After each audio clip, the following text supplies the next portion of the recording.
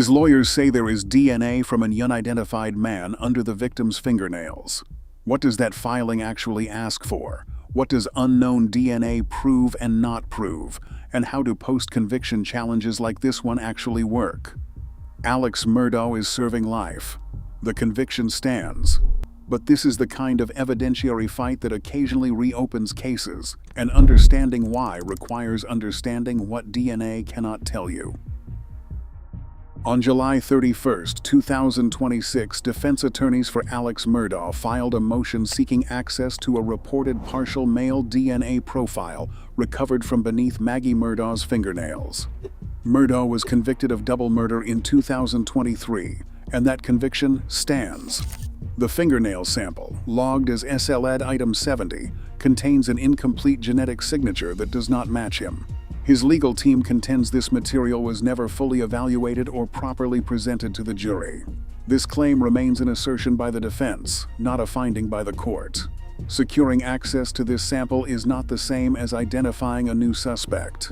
The South Carolina Law Enforcement Division retains custody of the evidence, but the defense warns that further state testing could completely consume the tiny biological sample, leaving nothing for independent analysis. Maggie Murdaugh and her son Paul were killed in June 2021 at the family's Colleton County property. In March 2023, a jury convicted Alex Murdaugh, a former South Carolina attorney and prominent local figure, of both murders. He received consecutive life sentences and remains incarcerated today. The trial stood as one of the most watched American criminal proceedings in modern history, drawing massive public and media attention. This existing judgment serves as the legal baseline for all subsequent filings. To successfully challenge this conviction, any newly presented evidence must do more than raise a fresh question. It must possess the clear potential to alter the trial's outcome. It is against this established procedural baseline that the current legal struggle over the unidentified DNA must be weighed. Forensic research shows that foreign genetic material frequently appears under fingernails through entirely routine, non-violent contact.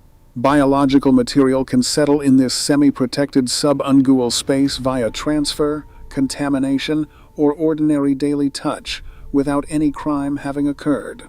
Fingernails act as natural reservoirs, collecting microscopic debris from everything a person touches throughout the day. Because humans constantly shed skin cells, finding another person's genetic signature in this area is expected rather than exceptional. In forensic science, transfer refers to genetic material moving between people or objects.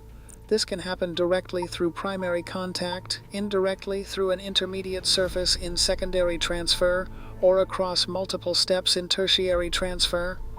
Contamination occurs when outside DNA is inadvertently introduced by investigators, medical examiners, or laboratory technicians during the collection, handling, or processing of evidence. When samples contain DNA from more than one person, they are classified as mixtures, which significantly complicates the interpretation. In a mixture, the victim's own abundant DNA can easily overwhelm the tiny amount of foreign material, making it difficult to separate the two. Even when specialized software is used to untangle these profiles, the results often remain statistically ambiguous. The defense is asking to examine the reserve fingernail DNA from Maggie Murdaugh's left hand, seeking advanced sequencing rather than standard testing. While a reliable profile might establish the biological identity of this unknown contributor, it cannot establish his physical presence during the killings, the timing of the contact, or whether a violent struggle took place. A male designation simply identifies a biological characteristic.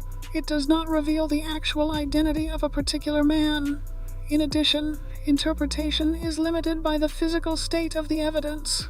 Sample quality, environmental degradation, low levels of biological material, and the proportions of a mixture all affect what analysts can see.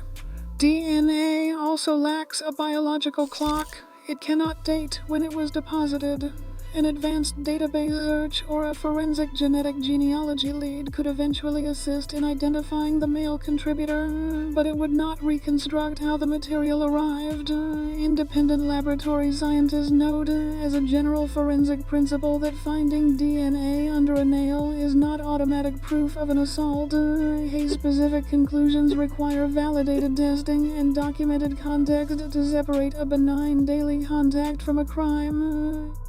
In South Carolina, post-conviction DNA litigation follows a highly structured statutory path under Title 17, Chapter 28 of the State Code, governed procedurally by Appellate Court Rule 71.1. This legal framework requires a petitioner to climb a steep staircase of legal standards, beginning with securing physical access to the preserved biological material.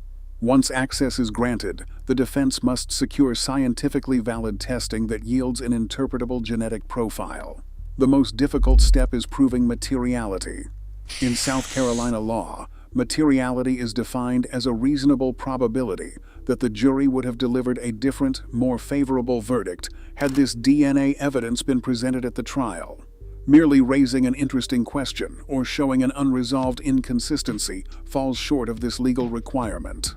South Carolina post-conviction legal analysts emphasize that a court's decision to allow testing is a procedural step, not a finding of innocence.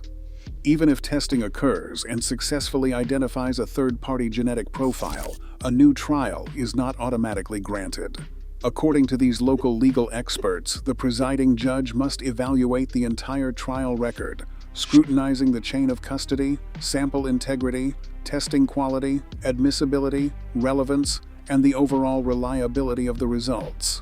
The court must weigh how this new profile fits alongside the circumstantial and direct evidence that led to the conviction in the first place.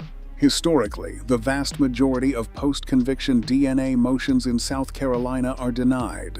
Many fail despite the presence of genuine biological material because the results are inconclusive, cumulative, procedurally barred, or insufficiently connected to the crime. If a sample is too degraded or the mixture too complex, the legal connection to the crime remains speculative. For the Murdaugh defense, the challenge is demonstrating that any potential profile from the fingernail sample has the direct power to change the outcome, rather than simply introducing a benign secondary transfer from daily contact. Ultimately, the pending dispute in Colleton County centers on a precise test: whether this specific forensic sample meets the demanding statutory threshold required to challenge a standing criminal judgment. Alex Murdaugh's legal struggles reach past the double murder conviction, involving separate financial crimes and procedural litigation.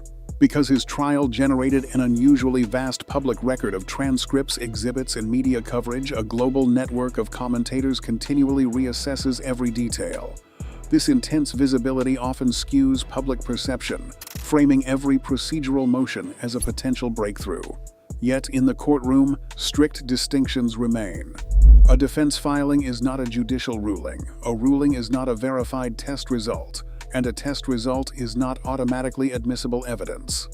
While high-profile convictions attract sustained post-conviction scrutiny that ordinary cases never receive, the sheer volume of filings offers no actual proof of a shifted legal position. The original judgment stands as the court prepares to address the pending DNA motion. Subscribe for more in-depth analysis of American criminal trials. The double murder conviction remains the active legal reality while this forensic dispute is being argued. Neither the standing verdict nor the unresolved genetic profile can settle the other. In forensic litigation, a biological observation must not be confused with its scientific interpretation or its eventual legal consequence. The presence of an unidentified profile is a physical fact, but it does not establish how or when the material arrived under the nail, nor does it prove a physical struggle took place. While future laboratory findings or authenticated court records may eventually clarify who contributed this genetic material, a name alone does not automatically invalidate the trial evidence. Until the court rules, the original judgment remains unchanged, and the true meaning of the DNA remains an open question. Subscribe for more analysis of American criminal trials. An unidentified profile is a physical reality, but its relevance remains a legal construct. Science may identify a name, but only a court can decide if it alters the verdict. As this forensic battle unfolds, the conviction stands, proving that in the courtroom, science is merely the starting point.